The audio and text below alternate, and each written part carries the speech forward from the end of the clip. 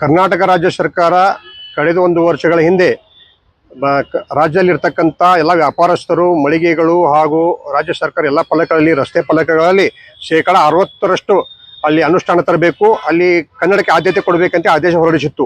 ಅದೇ ಪ್ರಕಾರ ಬೆಳಗಾವಿ ಮಹಾನಗರ ಪಾಲಿಕೆ ನಗರದಲ್ಲಿರ್ತಕ್ಕಂಥ ಎಲ್ಲ ಅಂಗಡಿಗಳಿಗೆ ನೋಟಿಸ್ಗಳನ್ನು ನೀಡಿ ಅಲ್ಲಿ ಕನ್ನಡ ಅನುಷ್ಠಾನ ತಕ್ಕಂಥ ಕೆಲಸ ಮಾಡಿದ್ದು ಹೆಮ್ಮೆ ವಿಷಯ. ಆದರೆ ಬೆಳಗಾವಿ ಮಹಾನಗರ ಪಾಲಿಕೆಯಲ್ಲಿ ಇರ್ತಕ್ಕಂಥ ಪಾಲಿಕೆಯ ಅವು ನಟ್ಟಂತಹ 3500 ಫಲಕಗಳು ಹಾಗೇವೆ. ಆ ಫಲಕಗಳಲ್ಲಿ 60% ಕನ್ನಡ ಇರುವುದಿಲ್ಲ.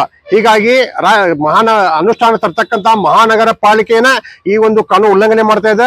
ನಮ್ಮ ಒತ್ತಾಯ ಇದೆ, ಏನು ಸರ್ಕಾರ ಅಧಿಸೂಚನೆ ಇದೆ, ಯಾವುದೇ ಫಲಕ ಇರಲಿ ಏನೇ ಇರಲಿ ಮಹಾನಗರ ಪಾಲಿಕೆಯಲ್ಲಿ ಇರ್ತಕ್ಕಂತಹ ರಸ್ತೆ ಫಲಕ ಇರ್ಬೋದು, ಖುಲ್ಲಾ ಜಾಗ ಫಲಕ ರಸ್ತೆ ಫಲಕ ಇರ್ಬೋದು, ಹಾಗೂ ಯಾವುದೇ ಫಲಕಗಳಲ್ಲಿ ಎಲ್ಲ ಕಡೆಗಳಲ್ಲಿ 60% ಕನ್ನಡ ಕಡ್ಡಾಯ ಮಾಡಬೇಕು, ಸರ್ಕಾರ ಆದೇಶವನ್ನು ಪಾಲಿಸಬೇಕಂತ ಹೇಳಿ ಈ ಮುಖಾಂತರ ವಿನಂತಿ ಮಾಡ್ತಾ ಇದ್ದೀವಿ.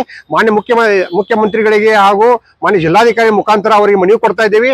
ಮಾನ್ಯ ಜಿಲ್ಲಾಧಿಕಾರಿಗಳು ಈ ಕುರಿತು ಒಂದು ಗಂಭೀರ ಚಿಂತನೆ ಮಾಡಿ ರಾಜ್ಯ ಸರ್ಕಾರ ಅಧಿಸೂಚನೆ ಹೊರಡಿಸತಕ್ಕಂತ ಜಾರಿಗೆ ತರತಕ್ಕಂಥ ಕೆಲಸ ಮಾನ್ಯ ಜಿಲ್ಲಾಧಿಕಾರಿ ಮಾಡಬೇಕು. ಇಲ್ಲದೆ ಹೋದ್ರೆ ಬರ್ತಕ್ಕ ರಾಜ್ಯೋತ್ಸವ ಒಳಗಾಗಿ ಈ ಕೆಲಸ ಆಗಬೇಕು. ಇಲ್ಲದೆ ಹೋದ್ರೆ ಮಹಾನಗರ ಪಾಲಿಕೆ ವಿರುದ್ಧ ಉಗ್ರವಾದ ಹೋರಾಟ ಮಾಡತಕ್ಕಂಥ ಎಚ್ಚರಿಕೆಯನ್ನು ನಾವು ಕೊಡ್ತಾ ಇದ್ದೇವೆ.